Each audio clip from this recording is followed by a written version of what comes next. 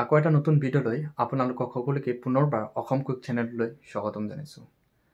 আপোনালোকে হয়তো গম পায় যে অৰুণোদয় 3.0 কাৰণে ইতিমধ্যে আবেদন ষ্টাৰ্ট হৈ গৈছে। চ' এই অৰুণোদয় 3.0 কিন্তু আপোনালোকে অনলাইন আবেদন কৰিব নোৱাৰিব, অফলাইনৰ জৰিয়তে আপোনালোকে আবেদন কৰিব লাগিব। ইতিমধ্যে গাঁও পঞ্চায়তত আপোনালোকৰ অফলাইন ফৰ্মবোৰ উপলব্ধ হৈছে। চ' আপোনালোকে ফৰ্ম কালেক্ট কৰি প্ৰয়োজনীয় নথিপত্ৰ দি আপোনালোকে ফৰ্ম ফিল আপ কৰি কিনে পঞ্চায়তত ছাবমিট কৰিব লাগিব। আৰু ইয়াৰ কাৰণে মিটিং ৰাখিছে আপোনালোকক যোৱা 15 পৰা 28 তাৰিখলৈকে আপোনালোকক এই মিটিংবোৰ চলি থাকিব।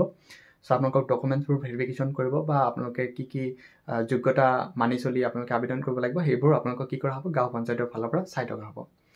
আৰু আগতীয়াকৈ যদি আপোনালোকে অৰুণোদয় আঁচনিৰ টকা ইতিমধ্যে লাভ কৰি আছিলে, যদি আপোনালোকে পুৰণা হিতাধিকাৰী হয় তেনেহ'লেও কিন্তু আপোনালোকে নতুন হিতাধিকাৰীৰ লগত আপোনালোকে আবেদন কৰিব লাগিব। নতুন হিতাধিকাৰী যেনেকুৱা ডকুমেণ্টছ দিব লাগে তেনেকুৱা আপোনালোকে দিব লাগিব। চ' ফৰ্মত জাষ্ট এটা বস্তু ক্লিক কৰিব লাগে যে আপোনালোকে পুৰণা হিতাধিকাৰী হয় নেকি, তাতে য়েছ অৰ ন' তাতে থাকে, তাতে ক্লিক কৰি দিব। চ' অৰুণোদয়ৰ কাৰণে যিহেতু আপোনালোকে আবেদন কৰিব, ইয়াতে কিন্তু আপোনালোকৰ ইনকাম চাৰ্টিফিকেটটো কিন্তু বাধ্যতামূলক। আৰু ইনকাম চাৰ্টিফিকেট যদি আপোনালোকৰ এতিয়ালৈকে হাতত নাই তেনেহ'লে আপোনালোকৰ সুবিধাৰ্থে ডেছক্ৰিপশ্যনত মই ধুনীয়াকৈ এখন ভিডিঅ' দি থৈছোঁ। সেৱা সেতুৰ ফালৰ পৰা আপোনালোকে 3 পৰা 4 দিনৰ ভিতৰত আপোনালোকে ইনকাম চাৰ্টিফিকেট নিজৰ স্মাৰ্টফোনৰ জৰিয়তে কালেক্ট কৰিব পাৰিব, মাত্ৰ 40 টকা খৰচ কৰি কিনে। চ' যদি আপোনালোকৰ ঘৰত দুটা ৰেচন কাৰ্ড থাকে, বহুতে কমেণ্ট বক্সত জনাইছে যে আমাৰ ঘৰত দুটা ৰেচন কাৰ্ড আছে, চ' আমি অৰুণোদয় দুটা লাভ কৰিম নেকি? নহয়, আপোনালোকৰ ঘৰত এটাহে অৰুণোদয় দিয়া হ'ব। চ' 2টা বা 3টা যদি আপোনালোকৰ ঘৰত ৰেচন কাৰ্ড আছে, মাত্ৰ এজনকেহে কি কৰা হ'ব, অৰুণোদয় আঁচনিৰ কাৰণে ইয়াতে বেনিফিচাৰী চিলেক্ট কৰা হ'ব। ইয়াৰ কাৰণে এখন লিষ্ট ওলাব। চ' লিষ্ট ওলালে আপোনালোকে ধুনীয়াকৈ গম পাব। যদি আপোনালোকে এপ্লাই কৰে তথাপি কিন্তু আপোনালোকৰ লিষ্টত নাম নাহে। চ' হয়তো অৰুণোদয়ৰ বিষয়ে হয়তো বহুতে অৱগত, বহুতে ভিডিঅ' চাইছে, জাষ্ট আপোনালোকক এখন আপডেট দিলোঁ।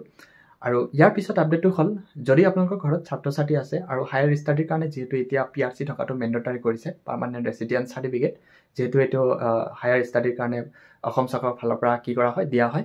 চ' আজি অসম চৰকাৰৰ ফালৰ পৰা ডক্টৰ হিমন্ত বিশ্ব শৰ্মা ডাঙৰীয়া টুইট একাউণ্টৰ জৰিয়তে জনালে যে যোনসকল ছাত্ৰ ছাত্ৰী PRCৰ কাৰণে হয়তো বহুতে টেনশ্যন কৰি থাকে যে PRC আমাৰ নাই বা PRC হওঁতে বহু সময় লাগে।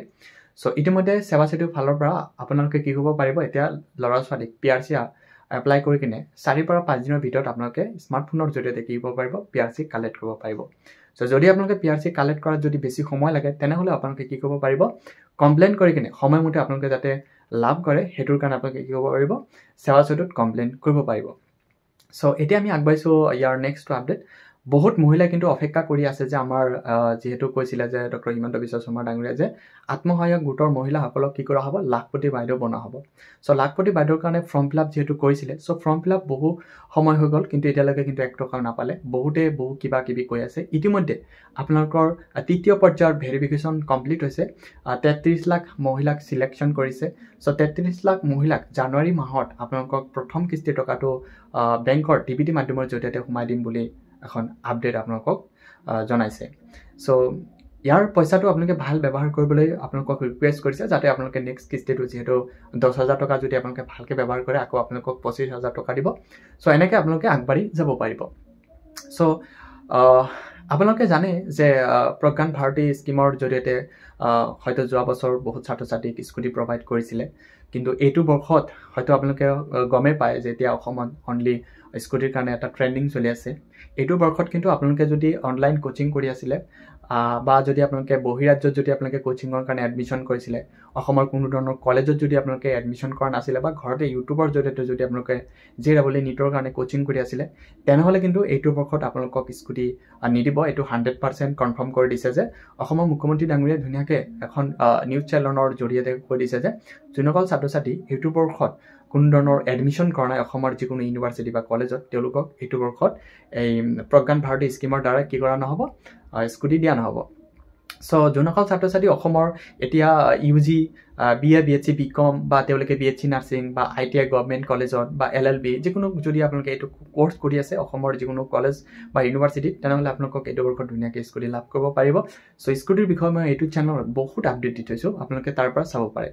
আৰু অহা বছৰত যোনসকল ছাত্ৰ ছাত্ৰী তোমালোকে হয়তো পঢ়ি আছা, যিহেতু 2025ত HS এক্সাম হ'ব, তোমালোকে ভালকৈ পঢ়া। হয়তো তোমালোকে গমেই পোৱা যে অসম চৰকাৰৰ ফালৰ পৰা এখন নতুনকৈ গাইডলাইনছ ওলোৱা হৈছে যে অহা বছৰৰ ফালৰ পৰা যদি তোমালোকে স্কুটি লাভ কৰিব খোজা, তেনেহ'লে কিন্তু তোমালোকক মিনিমাম 80% লাগিব। চ' ভালকৈ পঢ়া যাতে তোমালোকে সকলোৱে স্কুটি লাভ কৰিব পাৰা।